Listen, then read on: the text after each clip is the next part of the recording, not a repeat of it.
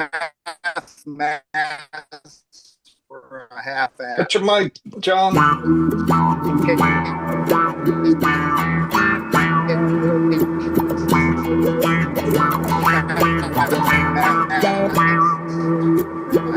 Get your mic, John.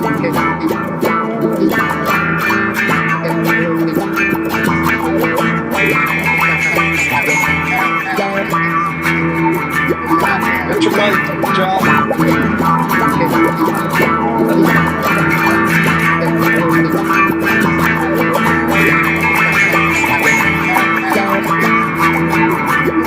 Get your mic, John.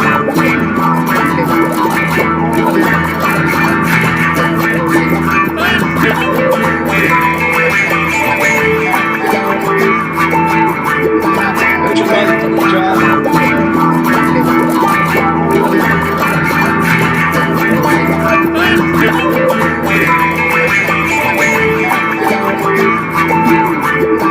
Get your mic, John.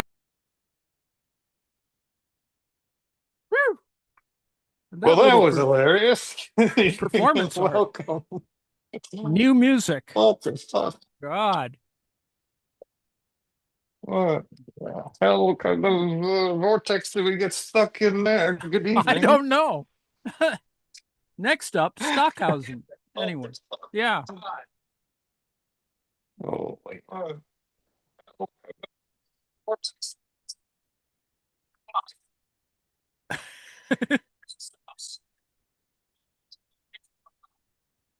Joe, you okay? Dude, Uh, should I? we got a delay. I got you host here. Let's give you host back, and I gotta turn this off. Lordy. Good evening and welcome to the After Hours Show. My name is Joe in Norway. I'll be your cook this evening. I'm joined by Ann Lee, a retired college professor and a community member at the Daily Coast. They're a member of the National Council of Independent Scholars and is a contributor to the book, The Political Economy of Art, Making the Nation of Culture. We're also joined again by Arjun of Deep into History. Uh, Good evening, Arjun. Welcome back. I thought we might cover some questions we didn't get a little off topic from last week that might have to do with your main subject interest. Particularly, I was interested in what parts of history are rhyming with our own times. Oh, thank you for having me, guys. It's always a pleasure to be here back with my fam from the Wuhan and the Hudson pandemic days.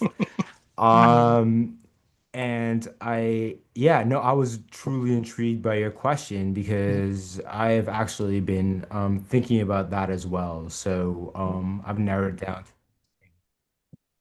And yeah, Cool. please, All what are right. you Well, cooking tonight? yeah, let me get the menu sorted. We've got, I'm risking life and limb here. We've been out in the trudging or in the forest, initially picking up berries, but now we've got loads of mushrooms. It's always a little bit scary, especially when you don't have a professional or you're professionals. We have soap control, mushroom control in forests, but we're um, still, I'm always a little nervous.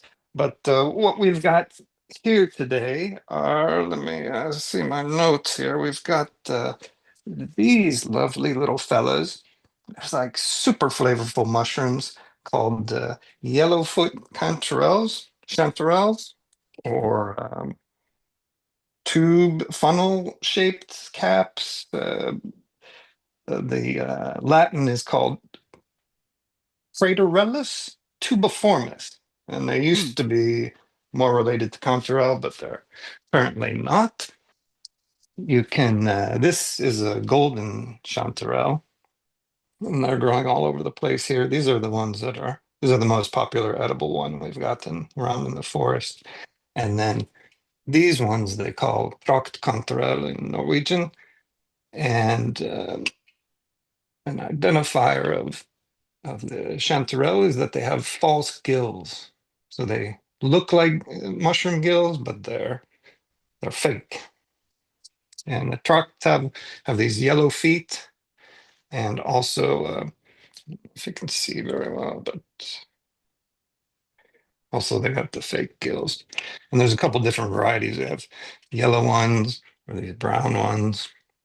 But what I thought I would do is make fresh homemade cavatelli pasta and almonds. I've got some almond meal here. Normally I'd use blanched almonds. We'll make an almond cream with some fresh pesto. I've only got this much basil left, or basil plants withering, but I've got parsley, I've got cilantro, I've got dill, so I'll make some kind of pesto that I may mix with the almond cream. We'll make an almond mushroom cream. Roll out our pasta, boil our pasta, saute our mushrooms, toss our pasta with the mushrooms, and then deck the plate. I might use a little in the pasta dough, which is going to be half semolina, half white flour. I'm going to put, keep losing.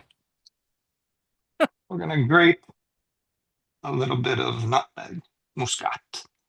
So that should give it a nice little flavor, extra flavor. Nice. Yeah, but I think, Anne, there's some funky activity going on across the Polish border, I heard. Got some issues in Oh the yeah, Ukraine war. Article 4, not yet Article 5. That means that there's consultations going on. It means it could get ugly. I don't think it is ugly. When you look at the details, let me just briefly talk about what's going on in Ukraine. The slightly fewer Russians are getting killed, with all due respect. And what the Russians decided to do was launch a couple more in their last, or 2 nights ago. They decided that they would run more of their drones, and they actually decided, because I think they want to test out the Polish air defense, is that they sent decoys they put slightly more fuel in them, and they sent them across the Polish border. And the numbers have ranged from anywhere from 5 to 20. Nobody got hurt. And the Poles decided to get up there and shoot them all down for whatever reasons. But I think it was just more provocations. So that's where we are. I don't think the Poles are on any higher alert than they were before, because I think they saw that was what was happening, that the Russians were sending hundreds of drones over, and it could be that they just simply put a few extras in there to see what would happen, because they've done this before. They've done this several times. They've done overflights also of other countries, with all due respect. And some of their drones have wound up in Moldova and a bunch of other places. So it's not anything nefarious, but of course everyone's on alert now. So whatever, everyone's sort of aware of this, and that Article 4 triggers the discussion among NATO nations to figure out what the hell is going on. And it's not Article 5 yet. And it's just part of the general Russian thing. They decided they'd send out their drunk Medvedev to threaten Finland, and all kinds of craziness is going on there. And they were sort of, amused by whatever stupidity goes on in America. Meanwhile, everything else is happening the same way. Arms are being transported. The Danes are making fuel for Ukrainian solid fuel for Ukrainian rockets. It's unclear to me, but I think yet another of the Black Sea Fleet got sunk. But it's unclear to me whether it did or didn't. That stuff's happening. A lot of missile developments going on. That is Neptune missiles, the conversion of more long-range cruise missiles, the usual Russian, saber rattling, and all that stuff is going on. And the Ukrainians have done some wacky stuff. I think they sunk a ship way over in the Caspian Sea. So stuff's happening. Let me just stop there because there's plenty of stuff happening, but nothing horribly major, even though there is a concentration in eastern Ukraine on the top of they want the Donbass before any ceasefire goes on. So that's pretty much what their goal is at the present moment, is to take more territory, if only to take all of the complete the 4 oblasts that they hold now. And but meanwhile, the Ukrainians have said, well, if you're going to do that, then we're going to screw with your air defense in Crimea, which is what is happening, which leaves it open for even more. The thing is, the Ukrainians knocked down the Russian air defense in Crimea, and then the Russians decide to refurbish everything, and so the Ukrainians are back doing that again, always with this background threat that they might actually knock the Kerch Bridge out. So that's kind of what's going on. Let me stop there. That's Professor, what's happening. Can I ask you a question? Sure. Was it a surface vessel that was sunk, or was it another asset? No, I think it was a surface vessel in the Caspian Sea. I know they knocked a sub in a dry dock. They hit one of those. I think that's what's happening. It's But pretty fascinating. Yeah, like I've been appreciating your commentary about this.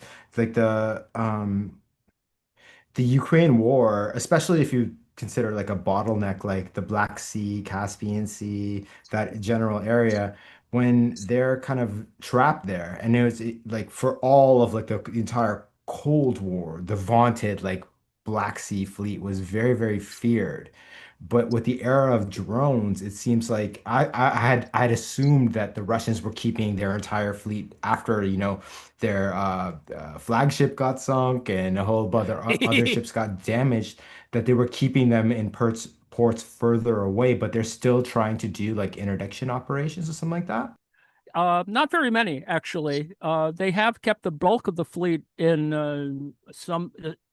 in other places, yes, on the other side of the Sea of Azov, et cetera. But they have been trying to replenish stuff. The thing that the Ukrainians sunk, I think, it's just a smaller ship, but I think it was what was it called? A salvage ship of some kind, whatever. It's a different type of ship. Mainly what they've been doing, or the bulk of their offensive activity from the Black Sea has been launching missiles from their subs, the 3 diesel subs they have. But that's pretty much it.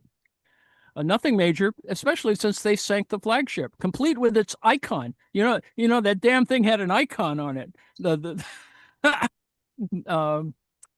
Is blessed that, and anyway, I just find all those sort of ancient ideas, that are residual in the modern age. And especially Absolutely. I just found that sort of amusing. Anyway, yes, that's that's what's happening. I mean, there's ugly stuff happening everywhere. I mean, what is it? The Malaysians want an aircraft carrier. The Chinese, there's some noise in the press about wanting some sort of air base, like as far out as where the Solomon Islands are. So they just don't want the South. And they're going to overinterpret this, but because I don't think they just want another base, and they want it a little bit further into the middle of the Pacific. So that's happening. Otherwise, I think they're a little bit more worried about the price of things. Anyway, so yes, thank you for asking. That's all I know so far. I try not to keep track of all those things with the Russians sending hundreds, literally hundreds. They're up to the maximum was 800 some odd drones they sent in one night. It's pretty intense. Fortunately, the Ukrainians are pretty good at what they're doing now. They use electronic warfare jamming, aside from normal kind of air defense. They've knocked down somewhere between 70 to 80% of incoming drones, missiles, etc. The problem for the Ukrainians is they can't stop the much slightly larger ballistic or hypersonic missiles that come in and that are usually aimed at crazy stuff. Like, for example, a more middling sort of missile, a caliber, hit the Ukrainian. Is it they hit a government building? Let's put it that way, and that's the first time they've hit a government building head on. But it only caused a fire and nobody was hurt. But the Russians were trying to remind them that they're vulnerable. So yes. Enough of my military stuff. But this stuff to me, I'm a history and military history nerd, so to me this is catnip. I love it. But no, okay. thank you so much for the update. But I want to ask one more question. So I'm Sure. hearing a lot of rhetoric, and I'm sure everyone in this room has, especially like in the YouTube spaces and quasi-left YouTube spaces that I know all of you watch at some point. And so in a lot of the rhetoric there, especially in the last, I'm going to say 3 weeks, right, has been in essence that Ukraine is losing the war, Russia is advancing. How true is that? Because I've never had a chance to actually ask you. Like how true is that? Because to me, it seems like it's all marginal gains. Yes, I agree with you that it does have. There's a lot of noise. It has a tremendous amount of noise. I think if you look at the numbers, we could say that the Ukrainians were losing if their casualty rates were higher, but they aren't. The casualty rates are always lower. The Russians are just throwing things in there and getting people killed. And yes, it has gone down a little bit because it used to be 1,000 casualties a day. It's down now to 800 or something. And the Ukrainians never talk about their numbers, but the sort of outside figures that are coming in are generally the Ukrainians don't lose as much. Now, it's true that Russia is bigger, et cetera, et cetera, et cetera. But and the situation is that I think technically there's a Russian offensive going on, but they're only moving not even a kilometer a day. And it is simply the same defense that the Ukrainians have used since the beginning. That is a kind of creeping amoeba defense that does not allow a majority of territory to be lost. So at the present moment, there's something above 20% of Ukrainian land that has been appropriated. But remember, 2 years ago, the Russians were only up at 16%. So it's the estimates are that it will take them to get the Donbass, and there's a wide range of comments on this, but it's going to take them, just by the numbers, another 2 or 3 years to take the Donbass. And so that's kind of the current numbers situation. And of course, there's all the other noisiness of, sending missiles and drones and stuff to do revenge and shit like that. The guys who did the massacre at Bucha early on in the war, when the Russians were getting closer to Kyiv, and they were being beaten back, they did this horrible massacre in a village. And it's just unclear. I mean, it's very clear that they just went through and just shot everybody and, were just wiping people out and stuff like that. And truly, it's one of the war crime contentions for the Ukrainians. Anyway, the unit that did this was somewhere way over near Vladivostok or somewhere, way over in the east. And they sent a missile over there the Ukrainians sent something happened there, and there was a big explosion, and the Ukrainians made a big deal out of it because it was revenge for Bucha. So anyway, that kind of stuff's going on. Yeah, That's war so of attrition, fascinating. right? Yeah, it just shows that like we should stop doing war. No It's cakewalk, huh? yeah, the lethality has come to such a point that I'm sorry, like, even near peer partners, it's an impossibility. Like winning a war is impossible. Oh yeah, no. Other things are going on. I mean, we worry about whether Trump's face is drooping, or whether Putin's double is really running the country. There's a lot of stuff going on. And thank you, Anna, for Busha is how it should be pronounced. One of the things My that Ukrainian. Chomsky pointed out that although the U.S. didn't win the Vietnam War, quote unquote, they did win in that they destroyed the nation. So similar to Iraq or Afghanistan, all of these countries have been rendered failed states nearly, as per the Project for the New American Century, right? EMAC. Mm. Yeah, yeah, for sure.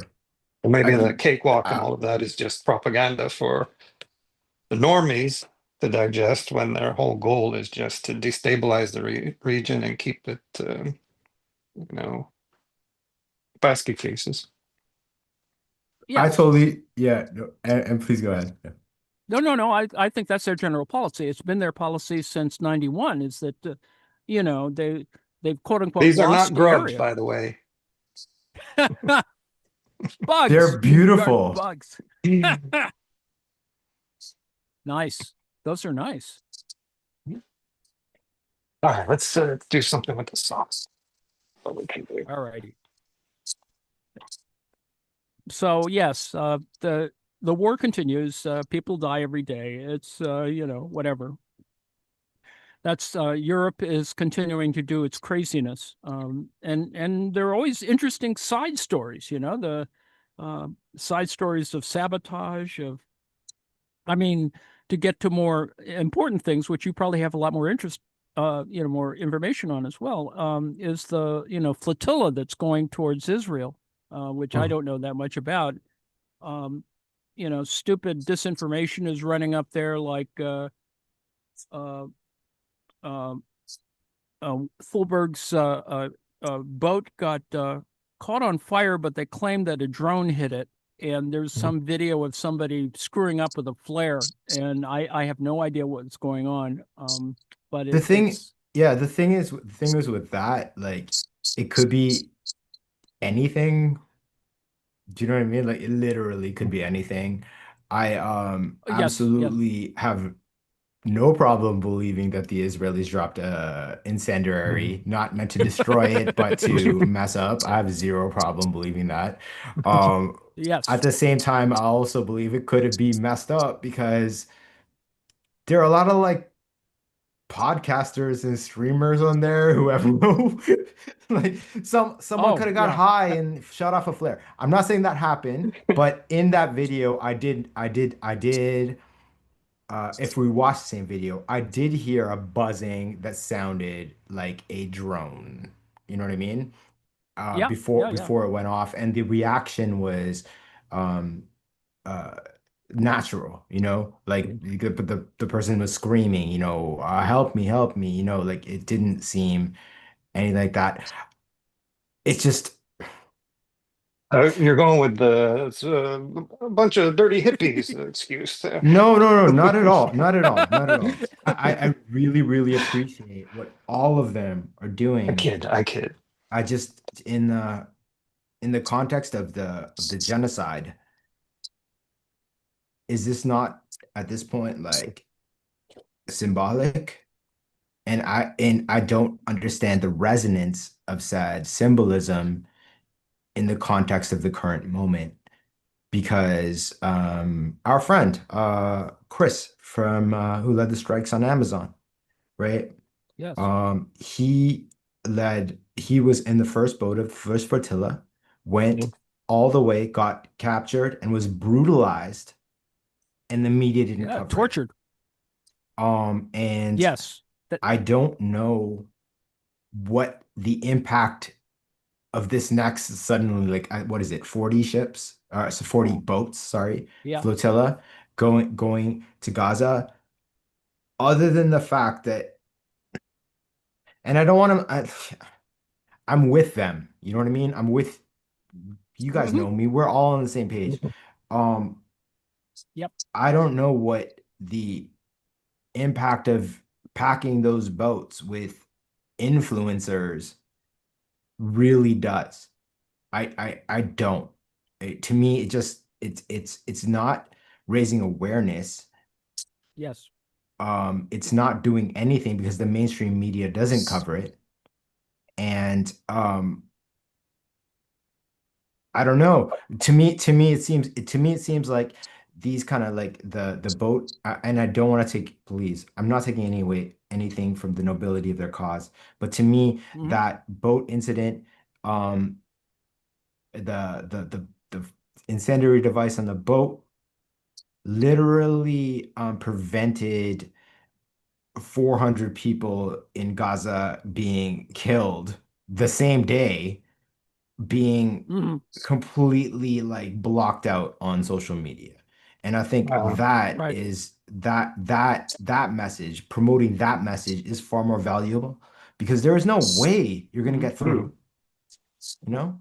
No. I don't know. It's just I don't No, know. and in There's fact, no, I think it's, at the global level, I'm sure that there's going to be a moment where the Israelis will get away with, a la Venezuela, destroying a boat with people on it and rationalize it in some bizarre way.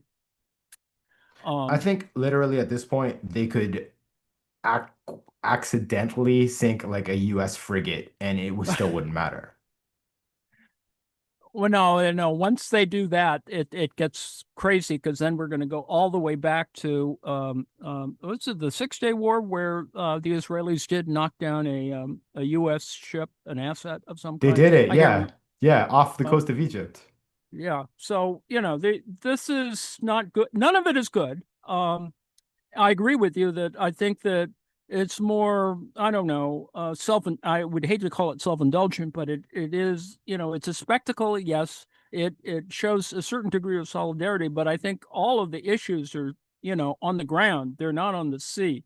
Um, I well, I have no answers for it simply because, I'm in the imperialist country that allows a lot of this shit to happen. And um as much as I can yell at my representatives, I think we're not doing, and there's just stuff that needs to be overturned, on the domestic front, and to, have solidarity with the fact that awful things are still happening, and they happen every damn day, and it is relentless, unfortunately. Well, I 100% agree with you. Um, I want to give everyone out there hope because I've I think there's a sea change in consciousness happening Hmm. just by talking to my neighbors. I'm active in my community. I'm sure you guys were with yours. Hmm. I have conservative people here who are, and I'm in Toronto, Ontario, right? I grew up in the States, but I live here.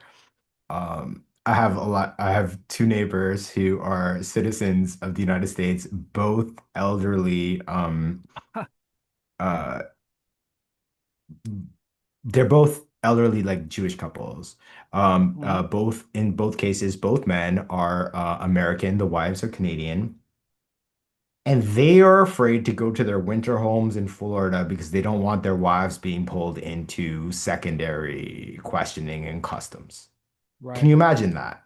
Right. Right? That's These lifelong exactly it. Republican people, there's kind of a sea change in consciousness. And this kind of if you don't mind, I'll just go straight into what I have to do because my time is a little bit limited because Oh, I'm yes, at carry on. Sorry. with my father's dementia, I have to keep an eye on Mhm. him. Um, Yeah, yeah. um, so Joe and how this all ties together. Joe, after last week's live stream, asked me a question, and he said, what times in history, because I host Deep in History, um, are rhyming with our times? And I took that to Mhm. mean what times in history have the greatest resonance now, right? You never, it's an absolute mistake to ever draw exact historical parallels. However, the way I view history is a web, like a spider's web, further away from time. It's a gigantic, Mhm. and we're in the center of it, right?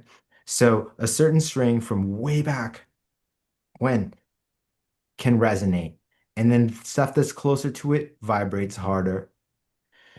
So, Joe, I came up with, Well, I was just wondering, mm, is yachting in today's waters more dangerous than in, say, the late Roman Empire?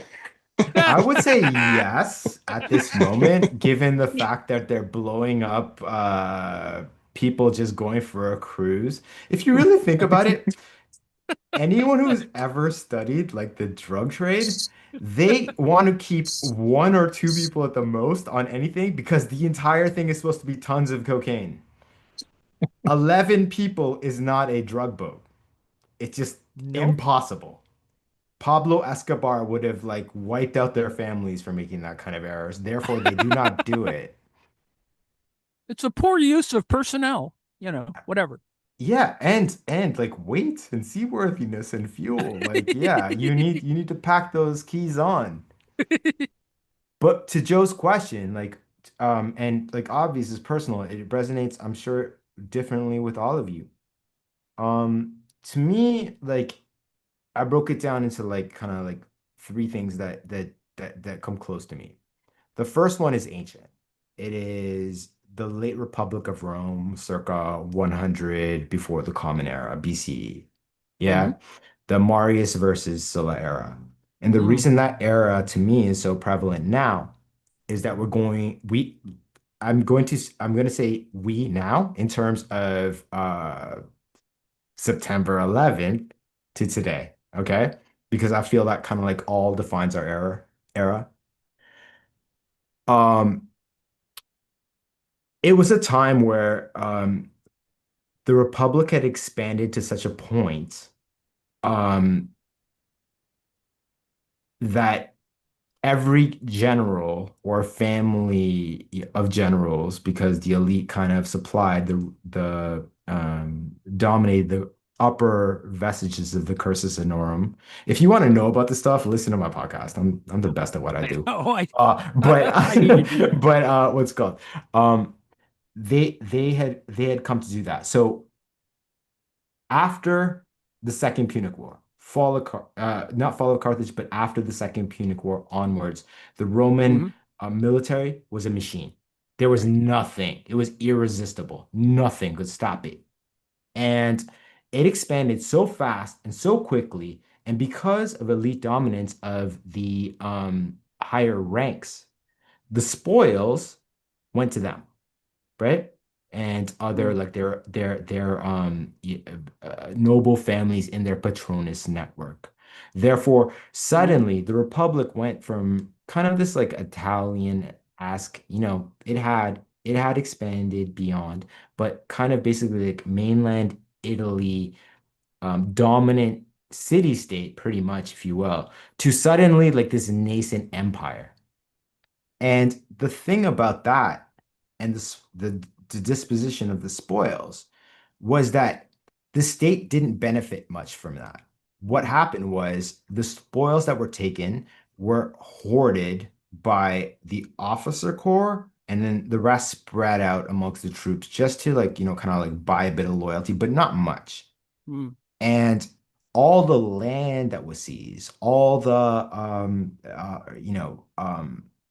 assets, anything you could possibly think in a modern context that would be valuable, were divvied up amongst those select elite families. So suddenly, circa 100, you have a situation where that is akin to ours in that you have these vastly, disproportionately rich oligarchic families, or, Mm. consider it, even though some of them might be rivals at times, you have to remember that the elite only has one goal, which is to maintain its position at the top. And then it's Right. everyone else, right? So during that time, yeah, Roman libs would be like, just like, I don't know if you guys remember the Biden administration. Um, all these norms have been broken. All these things have been done. But what did they do? Did they codify those norms into law? No, neither did the Romans. Nope. And there's a particularly like graphic example vis-a-vis the War on Terror, where like gross corruption became public knowledge on like a vast Abigail. and that was during the Jugurthine War, where in Numidia, Rome That's versus good. Numidia, where uh the king Jugurtha brought like Hmm. openly came with like buckets of ships of gold and was like just like pouring gold onto Roman senators and stuff like that.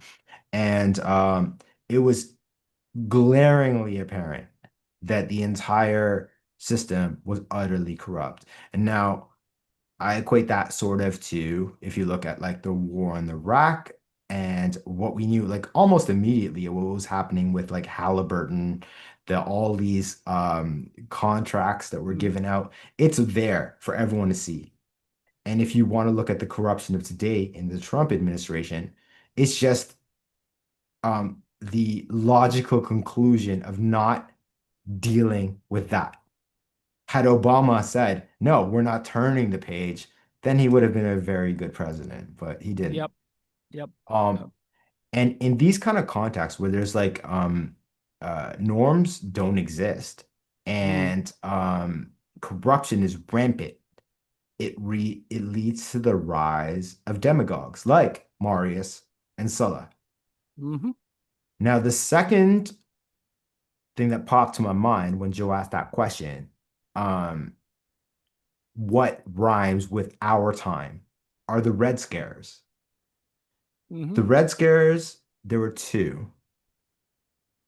I would say there's two. They're not were two. There's two. The first one was 1919 to 1921, post Yep. World War One, directly in Almond raids. response. Yeah, exactly. Directly in response to the Russian Revolution, right? Yep. Because the powers that be in America said, you know, we wouldn't be able to stop our peasants and workers from rising up against us. So it resulted in this like societal, it was vicious. It was disgusting. I just actually last week, it's live now. Check out Deep in History. With my new producer, I redid my episode Fred Said, which is about Fred Hampton. And the first half of that episode Mm. is nothing but context about the world he was born into. And Mm. I cover all of this, but the first Red Scare was like a blood purge. People Mm. were killed, family members were tortured Mm. in front of others to get them to admit that they were socialist or communist. It Hmm. was disgusting and gross. The second Red Scare, the hysteria obviously died down because obviously there isn't a communist pot. There never is a communist pot to overthrow America. But in the context of the Cold War and this sudden, remember at the end of World War II, right? It was apparent to the leaders of America who won World War II, right? It was Right. the Red Army and also the People's Liberation Army in China. No, I'm not taking anything away from the sacrifice. Everyone fought to end this fucking Right. insanity. However, the bulk of the carnage happened on that side. Yep. And there was this fear that because they were so successful, um, that their ideology would spread. And Hmm. Red Scares 2 actually started not with the McCarthy hearings and all that, but actually by an act by President Harry Truman, which required all government officials to take an oath that they Right. would never espouse any socialist or communist ideology, which Hmm. not to the level of like a doge. God, I fucking hate saying that word. But like not like a doge like purge, but a lot of people just left. They left government service. They said, you know what the hell? I am American. I work for it.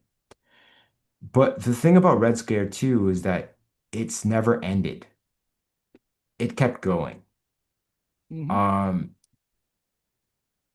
I again, I have limited time, but please listen to my episode, friends, that I go into it in depth.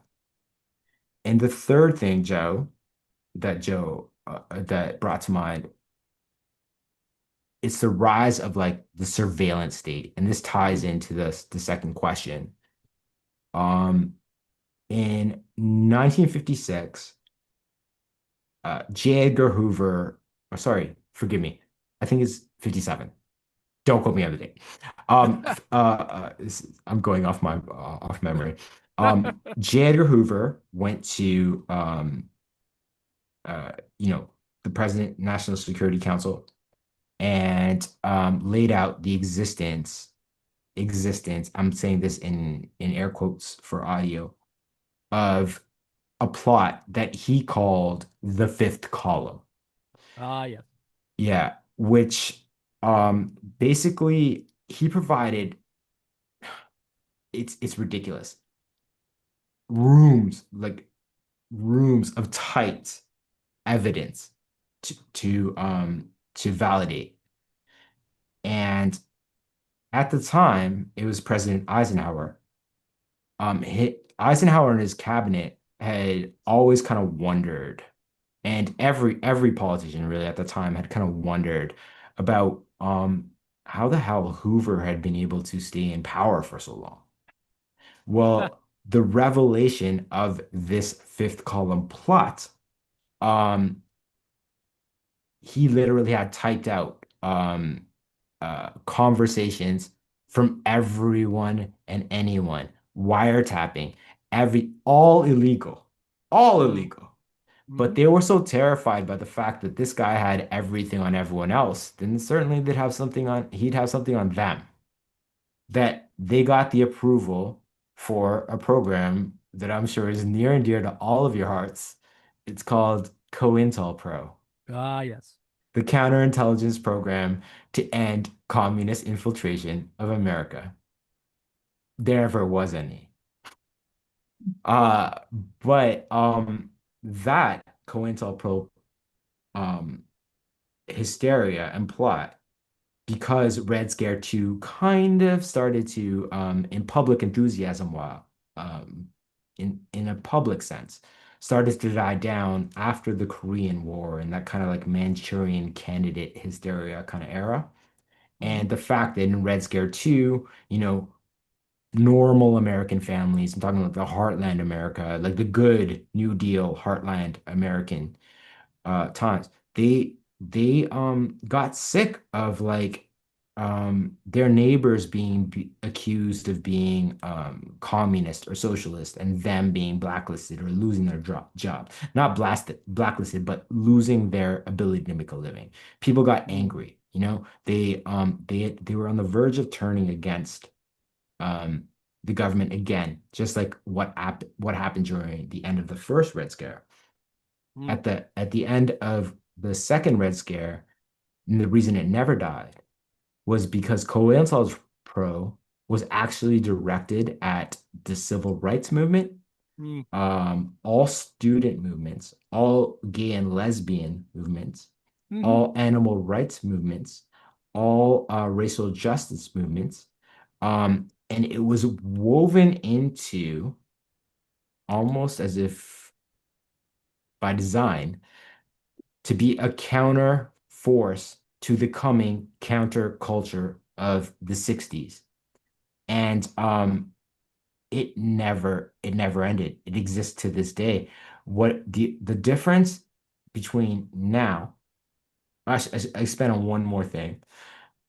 COINTELPRO was not enough. So in 68, the CIA was given presidential authority to spy on everyone in America. It mm. was a it was a program called MH Chaos. And there's forget the Constitution, okay? They burned it. All right. It didn't exist. All of this stuff came out during the revelations of in the 70s, starting in 76, but going onwards, Oh, the that was. revelations of the church committee hearings, Right. Mhm. which on assassinations, and also reveal so much about you know uh basically government meddling in normal life and politics. It was you have to understand that it's not like, how we can legitimately say like, okay, boomer, because like, go fuck yourself. You know all of this. You should know all of this stuff. The generation in the 60s, right? The kids in the 60s, the people who were revolting in the 60s, their parents didn't have that benefit. Okay. They believed that the government who had defeated fascism in World War II would never lie to them. Yes. And right. And it was only during the church committee hearings that it all came out that they actually had been all along. Mm.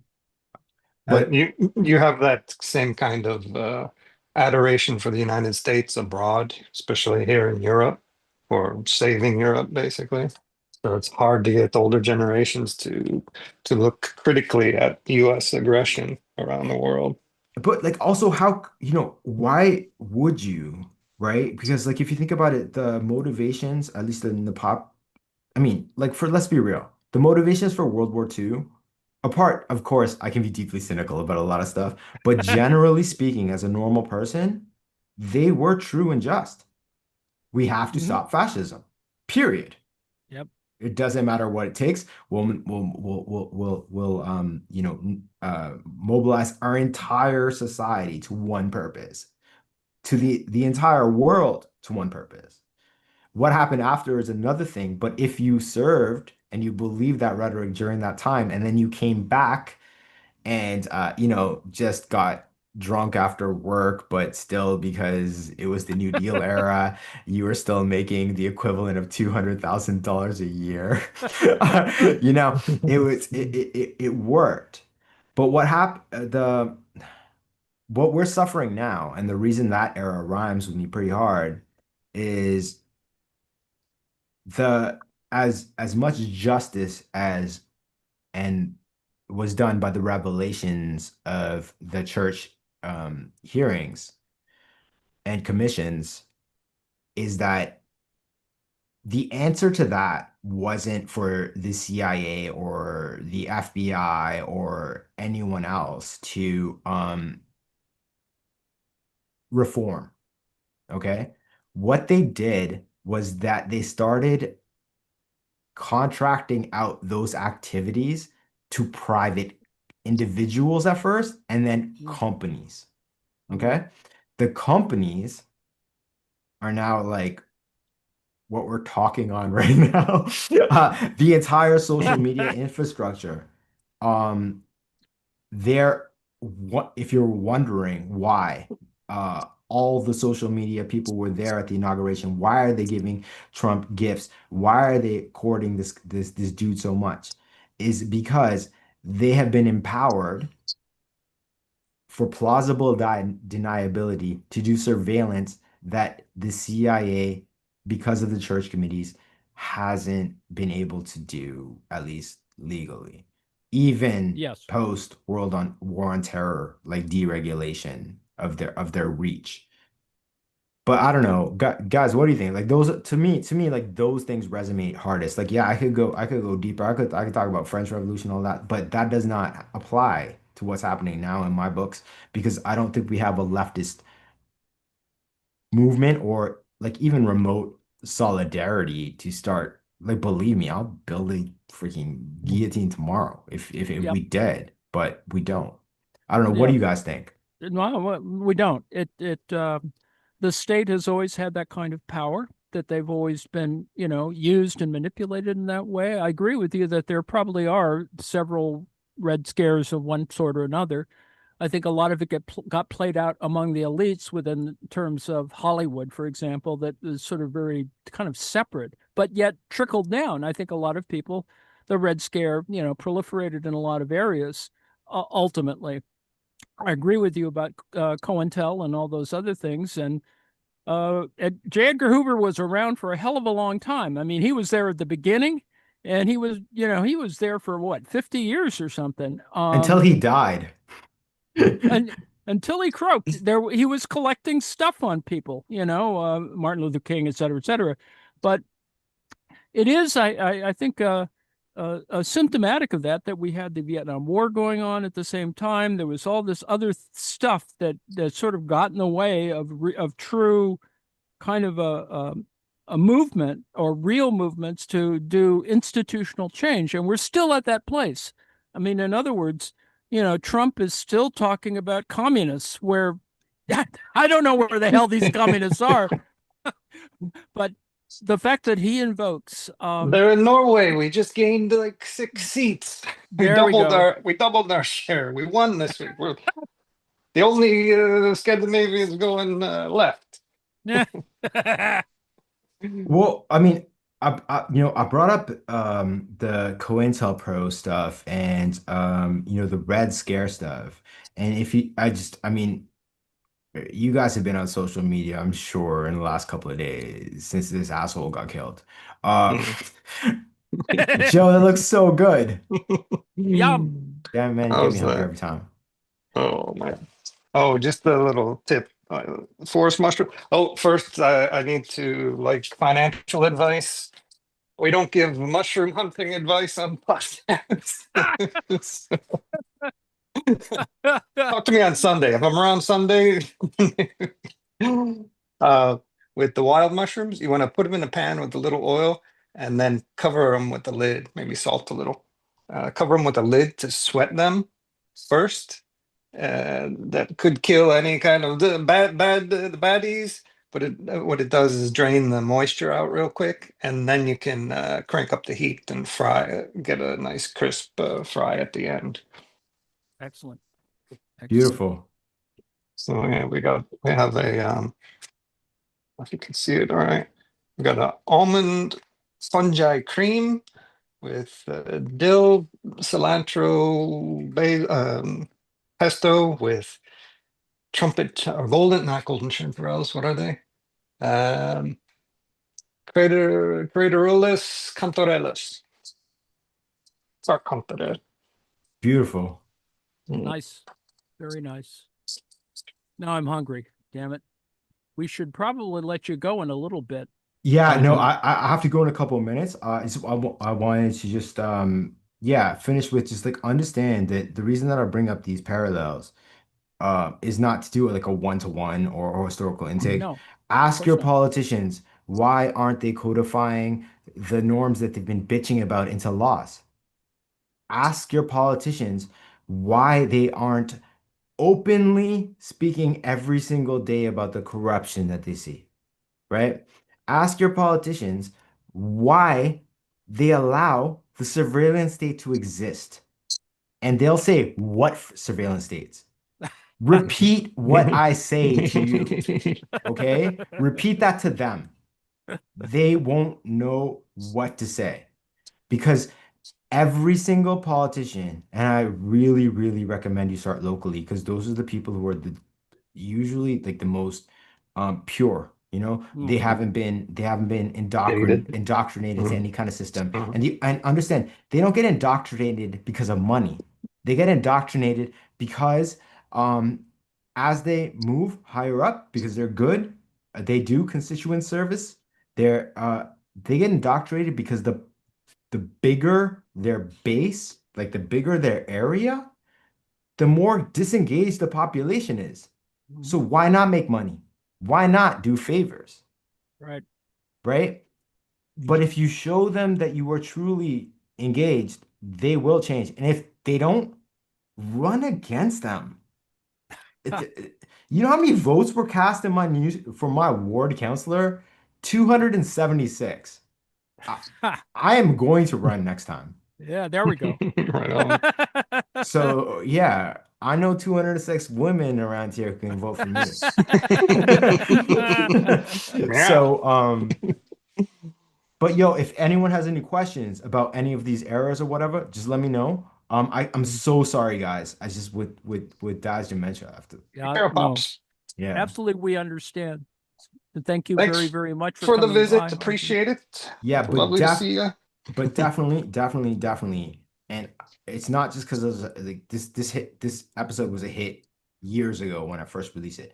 My producer and I redid an episode that I call Fred Said, which is the life of Fred Hampton. It is an absolutely critical tale that every single one of you and everyone you know needs to know. And in the first part, which is already out. It's on all my Deep in History podcast feeds. Okay. Right. I'll take you through all the Red Scares, everything to the setup Mm, to the mm, 60s, because you cannot do justice to Fred mm, Hampton's life without mm, understanding the world he's born into. On mm, Monday, if you're on Patreon, you already got it. But on mm, Monday, I'll also be releasing the second part, which is why the episode is called Fred Said, because then I take you mm. through Fred Hampton's life, and I dug up through a lot of research. I got all of his old speeches. So I Excellent. let him define his life in his own words, and I just provide the Mm. context. So you guys check it Yep. out. I love you Nice. guys. I look forward to talking to all of Thanks you again again, soon. Arjun. I promise I won't be a stranger. It's been way too long. Love you The guys. best to Take you. it easy, Best to your man. family. Thank you Good very night. much. Good to see you, Ciao. Arjun. Good night. Always a pleasure. Well, Anne, would you All right. Well, we look one? made, it's nice to have Arjun here. Probably should have Lovely. gotten more into the question of what the historical resonances are, but they're there. They're certainly there. I mean, when we talk about fascism, you don't have to say fascism. You can see what it is. The structure is Mhm. there. It's been always been there, and it's always been part of the possibility of America, which unfortunately, those who want another introduction to it should probably look at Rachel Maddow's Ultra podcast. There's other examples, where the right wing is doing crazy crap, and they're more in charge now than ever before. I'm somewhat of the opinion that, I don't want to deflate anybody's views here or pop any bubbles, but I don't think the FBI are the grown-up Boy Scouts we all think they are. Cash If Patel is in charge. Jesus Christ. I mean, even before the crazies, uh, it's essentially a fascist entity, right? And if they've got all of these secret programs going on, and they have, one agent doesn't know what the next agent 2 desks down or halfway across the town is doing. They have all of that isolation and their projects. I Right. can't imagine that COINTELPRO ever ended. The Red Scare ever ended. There's No, just been this undercurrent of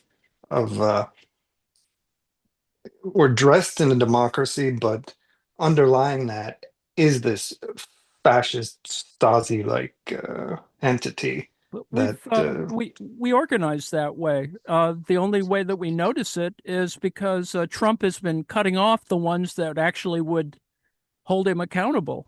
It's mm, quite interesting to see how he lopped off, foreign influence stuff in the FBI, et cetera, et cetera. mm, Yeah, I mean, mm, even if you just have a popular culture understanding of the FBI, you can see what it, on the one hand, what it needed to do relative to domestic intelligence and foreign interference and shit like that, particularly during the wars. But you can see, now it's just like crazy crap is going on, and mm. it's fascinating, but also quite deadly. And we can see how badly it's come now that you have new entities that are not the FBI, that is Department of Homeland Security, etc. And ICE, ICE, ICE. which will dwarf all of them apparently with the new funding. Well, yeah, and it only became important because of that funding. And so, anyone who remotely thinks they should vote for a member of the Republican Party is, really not in the right place. It's just awful. Well, anyway, we Did you have can. a rant on Charlie Kirk, or did you want to Well, yeah. comment on that? Let me quickly just describe what's happened. It's very fluid. They Mhm. caught the guy, or at least the guy we think did the shooting. The problem, of course, is trying to determine what actually really happened, because we already see some conspiracy theory things happening. For example, they show the New York Post showed a picture of a rifle. I don't think that's the rifle. Just not that I'm just a contrarian, but there's just no way that a rifle of that type and size you could jump off a roof with. Let's just put it that way. I think his rifle is he had a rifle. He did the job. It's not that he's any secret agent guy. He just is an imitator, right? So I would assert that the weapon that he used was something like the Bourne Legacy has a breakdown 308 assault rifle, or it's actually a single shot weapon that can that you just unscrew the barrel and you can pretty much put it in a backpack. So that's the issue. That solves the problem of the backpack and the rifle business. And this idea, yes, I agree with you, Harsh. I think it's a decoy, or the FBI, just made it up. It's like I've seen that picture before. It's a little weird, but anyway. So they got the guy. His parents are Republicans. It's it's a kind of normal right-wing Utah family. I don't know if they're Mormon or not, but pretty clear that they're gun nuts of one kind or another. The picture they showed today over at Coast was, he loves having pictures of himself, that is Tyler Robinson, at at the helm of a Modus 50 caliber machine gun. So, you can see it's just sort of gun nuttery on the one hand. On the other hand, the underlying Groyper narrative is coming forward. That is, Nick Fuentes, who is clearly a maniac, and has had dinner with Trump, etc., is part of that group that says that the right wing is not right wing enough. Charlie Kirk wasn't right wing enough, and so there's this even farther over the fringe, which are anti-Semites, neo-Nazis, all kinds of things, but they're loosely connected, not unlike, and I pointed this out in the thing I just posted, on Boogaloo Boys. Boogaloo Boys have the same issue. That is, gun nuts who have generally right-wing tendencies, but often recruit disaffected people who might be, or just nuts. And so there's a variety of Don't these forget groups, the fashion and sense. Oh, absolutely. better. Fashion sense. The Patriot Front is just the better the better dressed version of these people. And then you have the other people who don't like being getting any publicity at all of the militias, the Group 3 folks, and there's all kinds of stuff out there, and they do exist in that part of the country. That is Utah, up through Montana, etc., and down to Arizona and Texas. So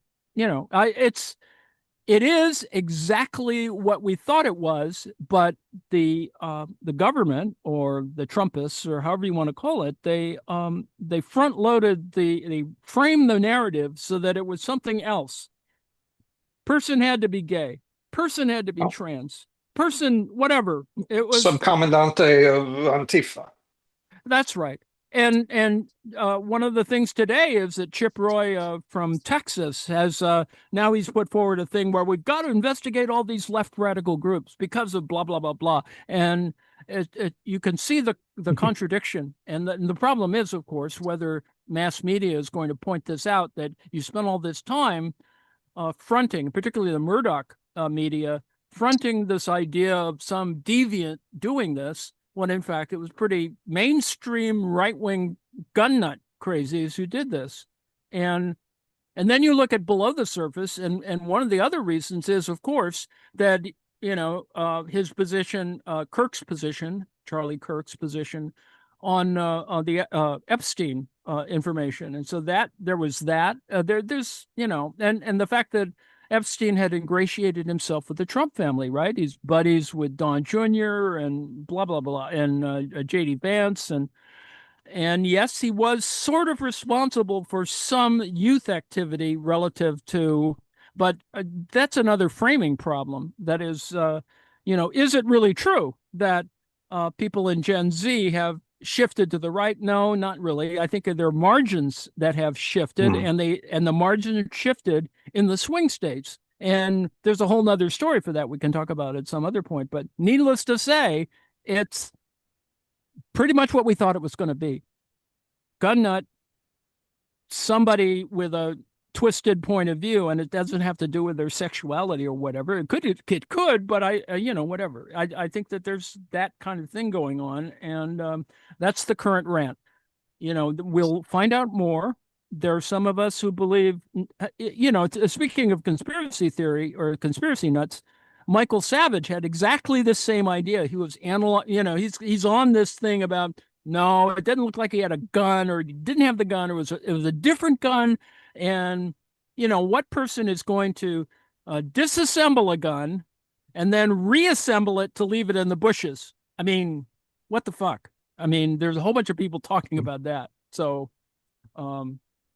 just from a pragmatic point of view, that's what it is. I think it's a great piece of video that the guy's running across the roof and he jumps down a pretty good, drop. And I can't tell whether he's got a rifle on him. And he still has his bag, which I would assume has the breakdown weapon, whatever it is. And whether we're really going to know whether it was a breakdown weapon or not, I think what bothers the FBI and the ATF, et cetera, is that any idiot can build one of those things. It's not that damn hard. So I think they're just worried about, some sort of effect on copycats or whatever, because I think that's the real weapon. And the thing they leak to the New York Post is just bullshit. But anyway, that's me. That's my rant. Let's talk about the schedule. John, if you're here, why don't you tell us a little bit about what's happening the rest of the evening? I don't know if Travis is here to tell us whether we're going to have Poker Face eventually, again, the second season, but definitely more Night Gallery tonight, right, John? Yes, certainly. Absolutely. So this evening, we have a question of fear. It is starring Leslie Nielsen. Oh, this one's got to be loads of laughs. Leslie Nielsen. This was before he became a Finally. comedic actor. I Canada's believe. own. Oh, Yes. And we also have Fritz Weaver, Oh, who we should Interesting. remember from The Twilight Zone, among other Mhm. things. among other things. Yes.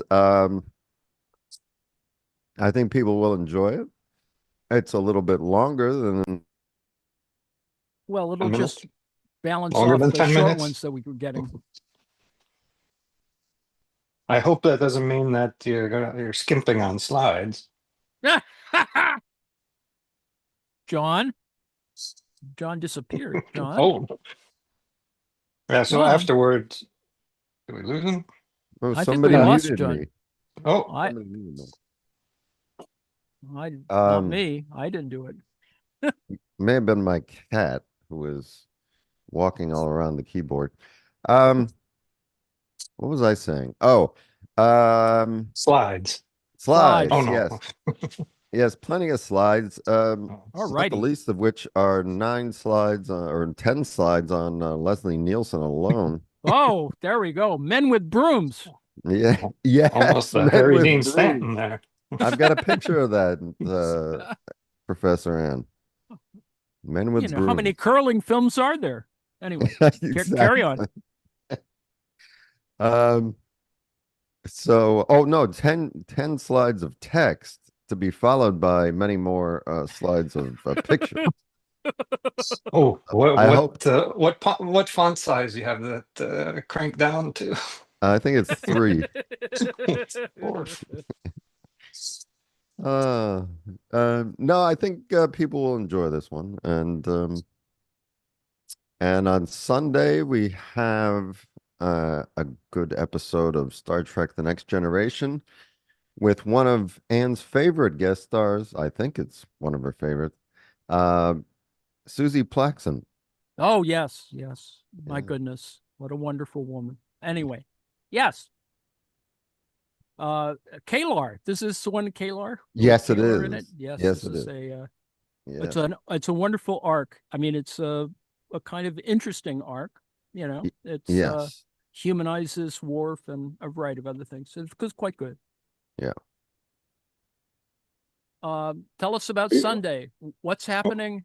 Oh, well, this evening we've got Poker Face after Excellent. Night Gallery. So it's the first we will. episode of season 2. All righty. And then on Saturday afternoon, Steve K is going to be spinning black circles. Going to be playing some music at 1 o'clock on Saturday and Sunday, 1 o'clock in the afternoon, followed by the weekly marks. And then later in the evening, Lane is playing some film about the Battle of Britain. I'm not sure. He's going to show the Battle of Britain film, the big one. I'm going to show before that, somewhere around 4 o'clock, I think, or yeah, the biopic on it's actually a really wonderful little film. Leslie Howard is the star. He's really a wonderful World War II era actor. And he does the biopic on the Spitfire. It's actually a very sentimental kind of propaganda film for the for the airplane. But it does include the designer of the Spitfire. Quite a good film, actually, with all due respect. So that's on Saturday. So you guys gotta message me about these things. I'm sawing logs most of the time in the conversation. I don't know. No. I put this in either the scheduling thing or the announcement. But anyway, I'm going to show that. And on Sunday, Lane is not here, but I assume he's going to show something after John's, showing Star Trek: The Next Generation. And also at 3 o'clock, we've got Adnan's struggle sessions. Yes, struggle session on Sunday, right after weekly marks. So lots of stuff. It's a jam-packed weekend. And looking forward tonight, if we're going to see Poker Face, that I assume it's the second season. That should be very exciting. Pretty wacky ending from the last week, those who watched it. So I think we've done everything that we need to. We're at the end time. We're going to do better next week and figure out our other connection problems, etc. So I'm going to stop recording in a second, but we got to do the outro. Let's do the outro. I've got to fire up my machine here that I closed off that was freaking out with the sound. There we go. Let's see what we got going on.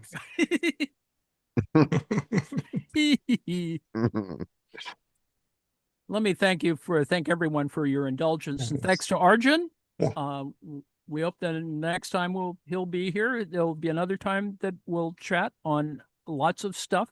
Be sure to look at Arjun's stuff, Deep into History, etc. It's going to be a busy weekend, right? Struggle session, the Battle of Britain. It's going to be a busy weekend. So thanks very much. We'll see you next week.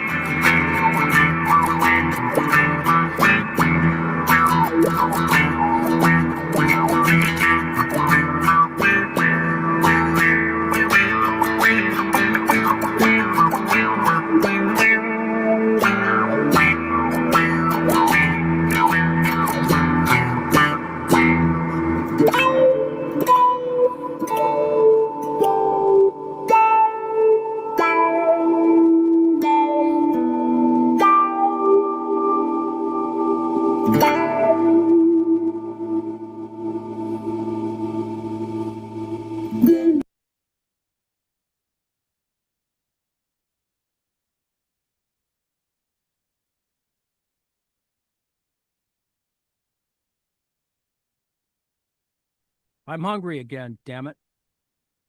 Thanks, everyone.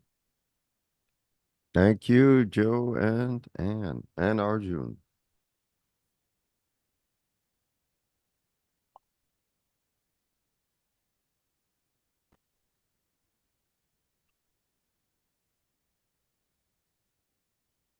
And welcome, everyone.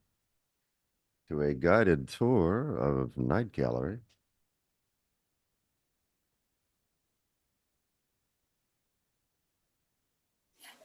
I would like to give Oh, thanks so to. I don't have to say this time that it's time for Prof. John. Oh, no, I just jumped right in. But I appreciate your Don't introduction. kick me off the stage too quickly. Oh, Oh. that kind of hurt. Wow. Oh, I'm sorry, Joe. Ouch. I get that long hook, you know, the wooden staff with a hook on the end. Exit stage left. All right. Well, many thanks to executive producers Bruce, James, and Susanna, producer Warren, supporters B. Buccaneer, Lane, Larry T, and Dr. Nancy. Thank you all so much. Can't tell you what your support means to me. And if you would like to be a patron, you can go to Professor John's Pop Culture Presentations on Patreon. And I want to pay our respects to Cameron and Nancy. We miss you both dearly. This is an episode from season 2, episode 5. Oh, this slide is incorrect. No, this is not right. This is episode 6, story number 1. It is called A Question of Fear. And it was, the teleplay was written by Theodore J. Flicker, based on a short story by Brian Lewis. Oh, we seem to be going off the edge here. The producer and the director are the same person, that person being Jack Laird. It was first broadcast October 27th, 1971. I want to add one additional question. What do you think of the music in this episode? I didn't type that into the questions to consider. And the music is by Paul Glass. The cast consists of Leslie. Philip Glass? What's that? Any relation to Philip Glass? I don't know. I was hoping you'd tell me. Oh, maybe. I'll have to do a bio on him. He did, I think, 14 episodes of the of Night Gallery. So Okay. Well, you'll be able to tell by the score whether or not he's influenced by his brother Paul Genetic overlap. or Philip. Yeah. okay. Yes. All right. So we have Leslie Nielsen as Colonel Dennis Malloy. I'm sorry, Malloy. Fritz Weaver as Dr. Mozzie. Jack Bannon as Al, and Ivan Bonar as Fred. Theodore J. Flicker was an American playwright, theatrical producer, television and film director, actor, television writer, screenwriter, author, and sculptor. Born in 1930 at Freehold Borough, New Jersey, Flicker attended Admiral Farragut Academy in Toms River, New Jersey from 1947 to 1949. In the next 2 years, he studied at the Royal Academy of Dramatic Art.